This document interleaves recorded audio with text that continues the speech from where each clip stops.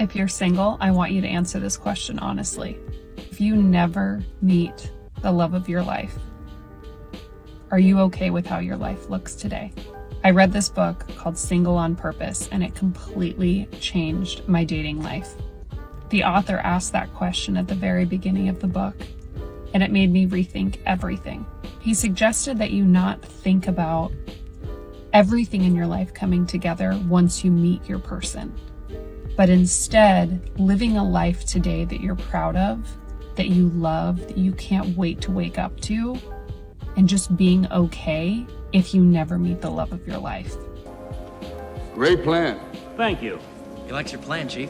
No, it's kind of funny. I was actually playing around with the idea of writing a book myself. I was gonna call it How to Con People into Buying Your Stupid Book. Chapter 1. Use dramatic language to give the exact same advice that women have been giving each other on social media for the last decade. In your most fertile years, focus on superficial things like a career, paying your own bills, and traveling the world to find yourself in Chad's bed. And for added measure, make sure you have yourself a good old-fashioned garden tool summer where you irresponsibly have an inappropriate number of men interact with your worthless germ pit of unwavering damnation. Then when you reach the age of 30 and your value has plummeted significantly, then you cope with trying to convince yourself that you have a great life full of adventure and fun and that eventually you will meet your match. Then you'll get married, he'll impregnate you, then you'll divorce him and live off the child support. And in the event that particular man has some self-respect and wants nothing to do with you, cope even harder and post more cringe on TikTok. You know what? I think I might be onto something with this whole book idea. This question made me rethink everything. My career, where I was living, who I was spending my time with, where I was traveling, what I was eating, how I was treating my body, my relationship with my family. I realized that I'd been waiting for the person to come into my life in order for me to start living the life that I really wanted and I deserved. Newsflash, I still don't have my person. I'm not saying I'm a dating expert by any means, but I'm also dating very differently today. I am Jack's complete lack of surprise. Chapter 2. Make a bunch of drastic life decisions in a last-ditch effort to dig your claws into a guy. But instead of lowering your already unreasonable standards, turn those standards all the way up to 11 and go for broke, sister. You are a boss bae, independent yas queen who's fighting the patriarchy by saying you won't settle for anything less than a jet-setting billionaire prince. Ignore the biological clock and sabotage yourself by believing that you have the right to be choosy when it comes to men because of some arbitrary standard that you set for yourself. And just for good measure, throw in a few fad diets and go to the gym for a few months until feeling free to give up those habits whenever the loneliness kicks in. That's just the patriarchy trying to keep you down while you try to live your best life. And whatever you do, avoid all accountability for your actions. Ignore the painful truth that unless it's under extremely specific circumstances, you have absolutely no excuse to be single at your age. I much prefer to spend time with my friends and my family than I do to date, because dating is kind of a chore. But I've just found that being happy in my life is so much more fulfilling than trying to fit somebody into a life that's not very happy.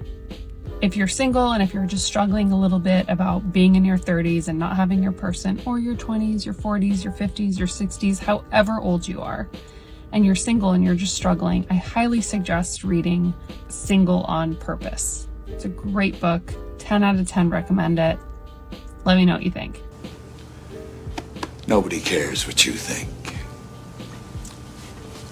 Chapter 3. Use terms like happiness to justify your misery. For maximum effectiveness of this particular trick, do not provide a concrete definition for this word. Keep it as vague and unrealistically romantic as humanly possible, thus setting you up for virtually unlimited amounts of self-sabotage whenever you meet someone who could potentially be a match for a pair bond. And use your family and friends as an emotional crutch. I cannot stress this enough. Just make sure that you keep your conversation topics to these 3 specific things. 1. What reality TV shows are you watching? You can also include whatever YouTube or TikTok channels you're following too, so the sky's the limit in that particular subject. 2. Your job, because that's how you identify yourself because you don't have a man or any kids. And 3. Complaining about how lonely you are and how your ex broke your heart. Make sure that you only do this at 10 o'clock on a Sunday night to maximize the levels of alienation for the person in question until they all, one by one, cut ties with you for the sake of their own sanity and schedules. You know what? I think I'm gonna possibly consider thinking about becoming a bookman. I could be missing out on tens of intergalactic space books every year.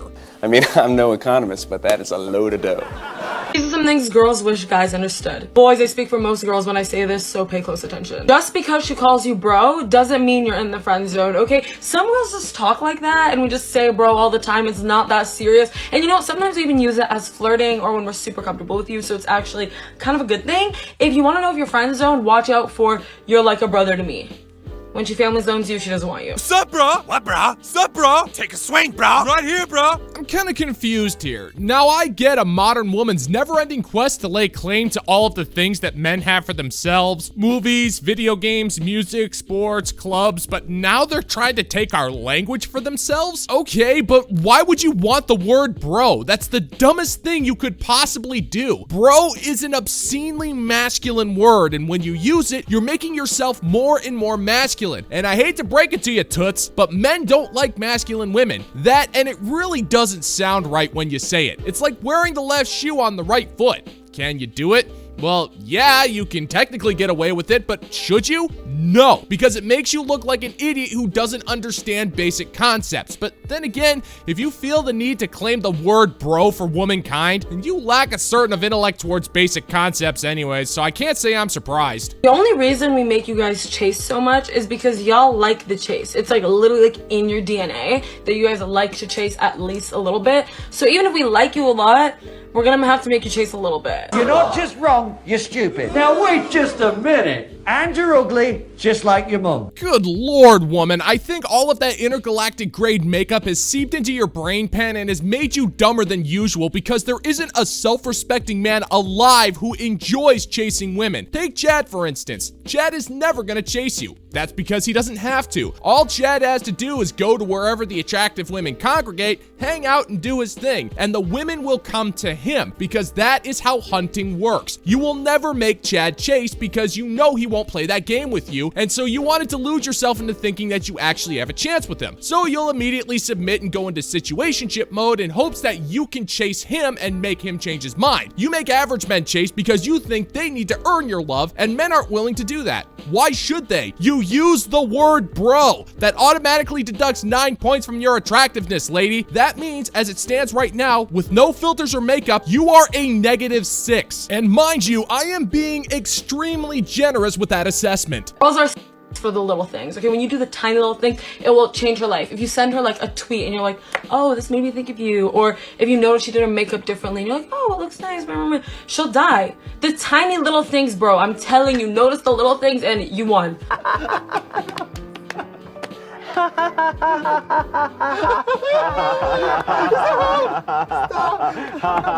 Okay, for this one, you're half right. But when you're half right, you are completely wrong. It really is the little things that count, but you got it bass-ackwards. It's all the little things that you don't like that you pay attention to. Every time a man doesn't wash a dish properly, every time he doesn't put his shoes away, and every time he leaves the toilet seat up, you pack those incidents away as ammo to justify a massive blowout that you'll use against him in the event that you decide to either leave him or cheat. A modern woman's life is meaningless without unnecessary drama. So if he does do a whole bunch of little things for you that are nice, you'll either ignore them, get frustrated if he asks for a little bit of recognition, or you'll resent him for not doing the nice thing the right way. If you're with a good man, for the most part, he will try to move heaven and earth just to make you smile. But you're not interested in those men because you don't find them manly enough for your mythical standards, which is hilarious considering that you use the term bro. Seriously, woman, don't make that a thing, because all it does is make you insanely unattractive and make men even less interested in you than they currently are. And that's saying something. Stop saying that!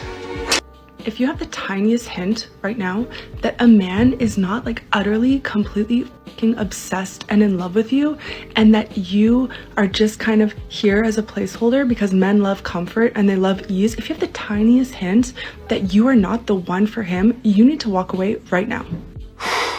Boy, that escalated quickly. I mean, that really got out of hand fast. It never ceases to amaze me how all of these jilted, jaded, and bitter so-called relationship experts will go on TikTok and say something so dumb it can be easily debunked by someone who possesses the same amount of knowledge as your typical koala. Now, I am by no means an expert on human psychology, but the last time I checked, it's not reasonable to assume that a man is going to be completely and utterly infatuated with his woman for every second of every hour. It seems like an unreasonable and somewhat unhealthy expectation. You're going to have to accept that men think about other things, and they get other things on their minds that don't involve the woman they're boning. And just because a man might focus his energy on something else, it doesn't mean he doesn't care. And it's sad that I know this and she doesn't, because I was barely conscious during my senior year of high school, and I still, through some act of the stupendously spectacular suspenders of the intergalactic space god Kokoblachord, all hail, I was still able to graduate with honors. Men do not love the same as women. They love, but they don't love the same. And if you are not the one, if you are not the one that he is going to put everything on the line for, if you are not that girl, then you are a placeholder. And he will drop you like this when he finds the girl that is it. And the girl that's it doesn't have to be the prettiest, she doesn't have to be the best in bed, she doesn't have to be anything. She's just the one that sparks something inside of him. She's the one that makes him feel something different. If you are not this girl, if you are not his dream girl, and I have a video about this, if you are not your man's dream girl, you ain't it, and you are wasting your time.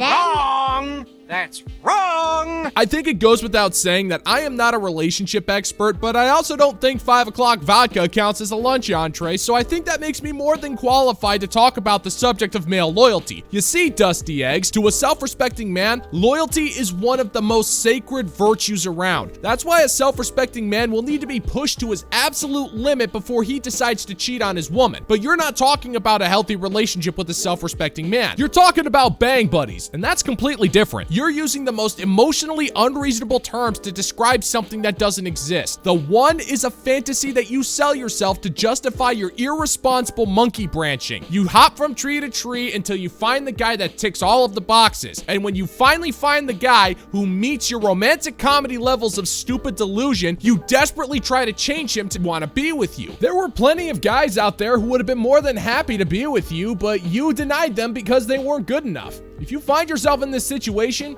you need only look in the mirror to find out who's to blame.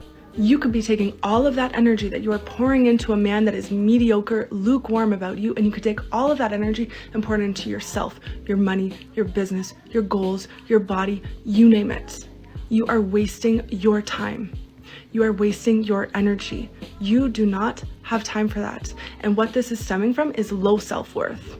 This is what it is. So if you are a placeholder, walk away right now. You are better off alone, focused on yourself, focused on your future, and focused on your goals than wasting your time and energy and anything else with a man who you aren't it for him.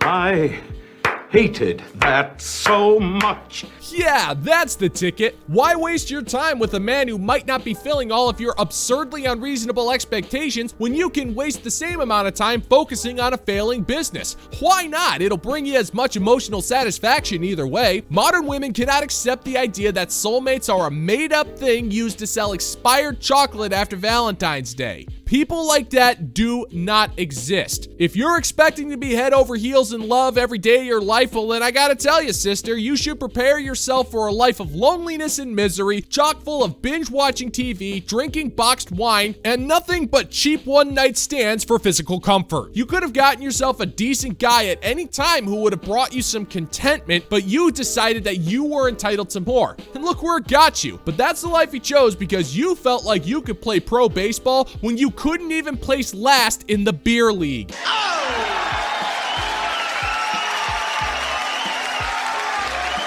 And that is gonna do it for today's video, gentlemen and gents. And as always, if you find that my particular brand of comedy is bringing you to the brink of laughter, then why don't you scroll on down and click that like and subscribe button and ring the notification bell and leave a couple of comments. Let's give the good old-fashioned middle finger to the YouTube algorithm. You guys are #1 tops with me. Thank you so much for checking out the new video, and until next time, peace out, homies.